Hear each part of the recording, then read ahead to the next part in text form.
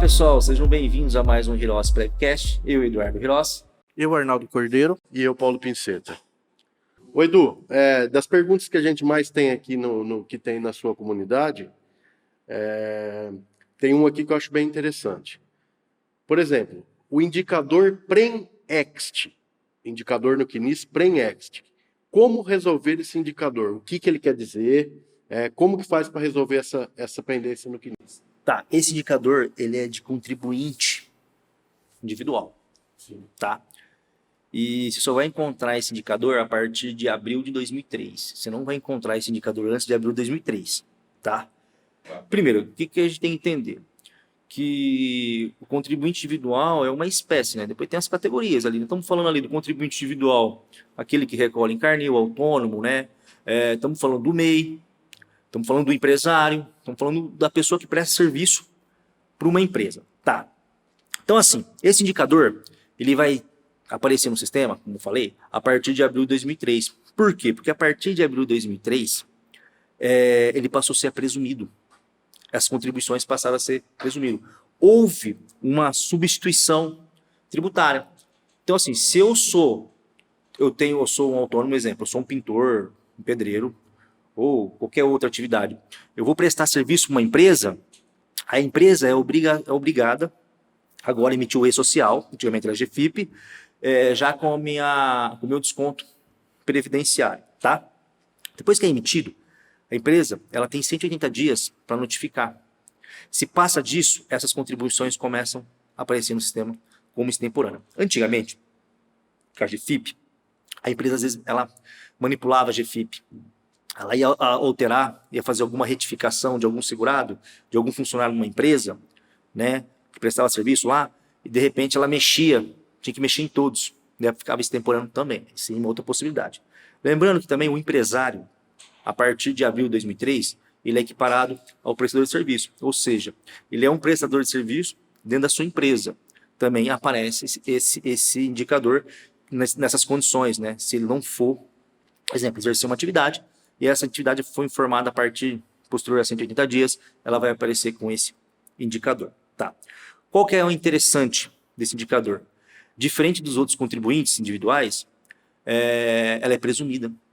Ou seja, você não comprova a atividade, você comprova...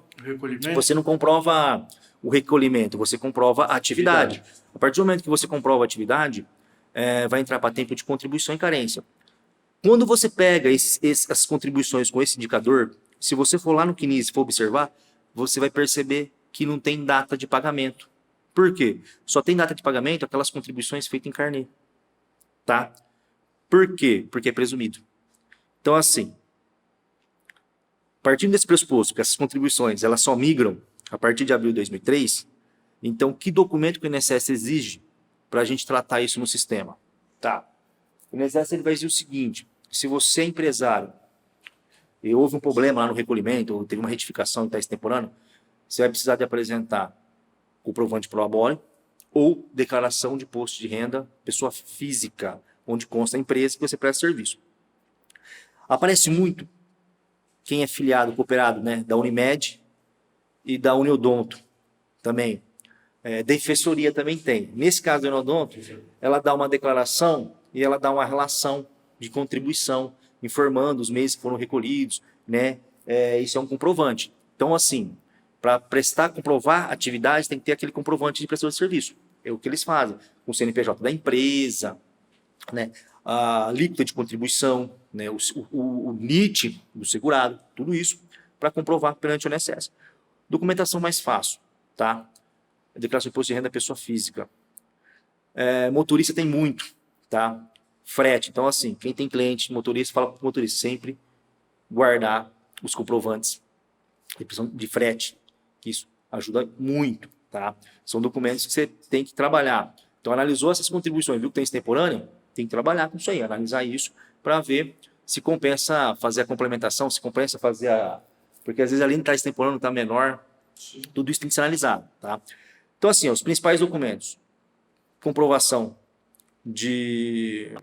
da atividade? Não, comprovação da prestação de serviço. Se você olhar lá, se eu não me engano, está no artigo 94, tem no artigo 94 da normativa, tá, 128. e declaração de imposto de renda. Agora, por que essas contribuições não aparecem antes de 2003? Porque antes de 2003, o segurado, o empresário, era obrigatório ele. Além de comprovar a atividade, ele tinha que recolher em carnê, em GPS. Então, assim, a pessoa fala assim, eu trabalhei, eu tenho comprovante desse período. Tudo bem, você tem comprovante? Só que a obrigação de recolhimento era tua, não era da empresa. Então, além da comprovação, você comprovou a atividade, você tem que comprovar o recolhimento por meio do quê? Por GPS. Cara, isso é normal. Tem muito cliente que fala, não, eu já trabalhei, eu trabalhava. Ele mostra. O que ele vai mostrar para você? ISS. Ele vai mostrar para você, quer ver uma coisa? Tem autônomo que tem que pagar aquelas contribuições sindicais. Quer ver taxista? Taxista tem que pagar contribuições sindicais. Não, eu pagava GPS de contribuição sindical. Então, são contribuições com finalidades diferentes. ISS é municipal. Então, ISS você comprova uma atividade, mas você não comprova o recolhimento. Tá? Então, para períodos até março de 2003, tem que comprovar, além da atividade, tem que comprovar o recolhimento por meio de carnê. É o que mais tem. As pessoas falam, não, eu exerci atividade, eu recolhia. Eles vão mostrar para você. ISS é para fins municipal. Tá? É um imposto de circulação de serviço municipal. Tá? Então, não tem comprovação. Por que eu estou falando isso? Depois da emenda constitucional, o que vem de pessoas tentando comprovar aquele período que trabalhava? Então, assim, a contribuição previdenciária ela é vinculada, ela tem o fim dela é específico. Então, até março de 2003, a comprovação se dá por meio de carnê, por GPS. Tá bom? Perfeito. É que a partir de março ela se torna presumida. Então, assim, às vezes a pessoa fala, eu não quero comprovar isso. Só que isso também está no CNIS, mas não vai ser considerado. Isso aqui é um indicador de pendência para contribuinte individual. Ou seja, isso não será considerado para fins de tempo de contribuição e carência. Como eu sei que as contribuições estão extemporâneas? Se eu não me engano, teve uma alteração, uma atualização do CNIS em julho. Agora você baixa o CNIS inteiro, ele aparece extemporâneo. Sim. Porque antigamente ele só aparecia no vínculo o indicador de pendência, mas não aparecia. Agora as contribuições, os extratos agora aparecem, período extemporâneo. Tá bom? Tem dúvida?